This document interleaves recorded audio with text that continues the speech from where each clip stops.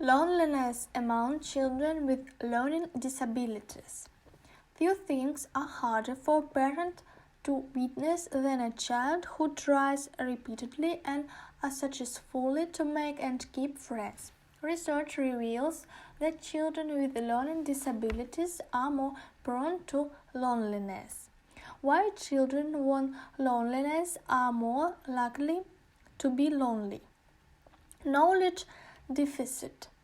They may not have acquired the age-appropriate knowledge they need in order to develop satisfactory social relations. For example, they may not understand what they need to do in order to be considered a good friend, or what they can expect from their good friends. When these children are asked, "What is a good friend?" or "What can you do when you want or other children to include you in their play?" they don't respond with the knowledge and understanding that their peers without loneliness possess. Performance deficit. Even when they have age-appropriate social knowledge, children with loneliness may not be able to turn it into appropriate social behavior. For example, Daniel may know that he was to wait for this turn in a video game with friends. However, we may not be able to control his eagerness and may react to the frustration of waiting by becoming aggressive or crying. This behavior is not likely to make him popular with the other kids. Adopting the behavioral style of the rejected child. Sometimes a lonely child's words and actions communicate to others that they have a low self-concept and don't expect to be accepted by the group or to be able to make friends. For example, Sarah wants to join a group of kids who are playing, but at the same time she anticipated that they will not let her. She is emotionally prepared to be refused and rejected.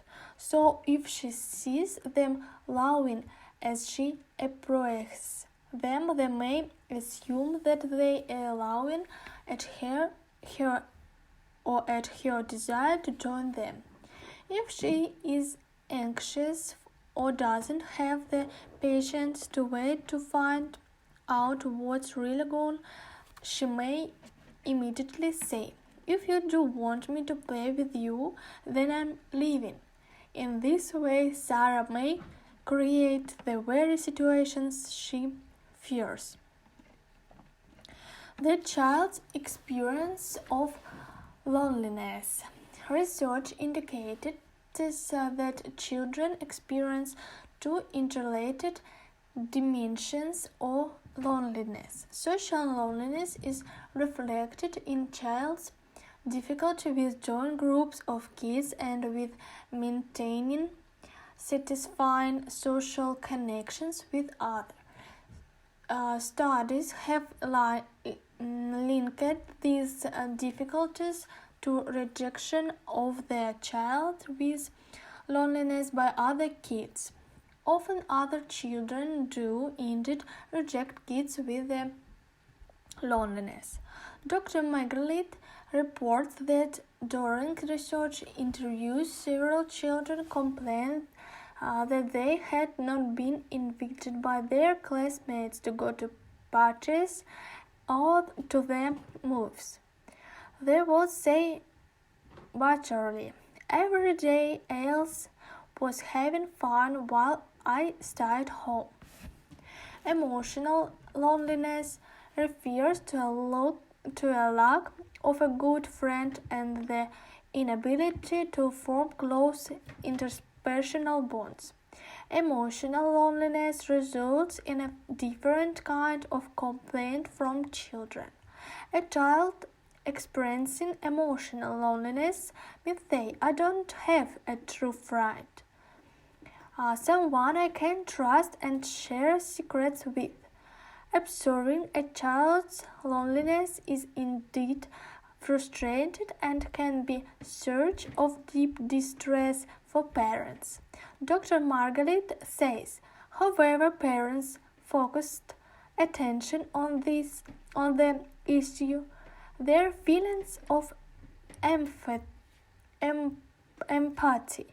and their carefully planned support can provide significant help to their child with loneliness.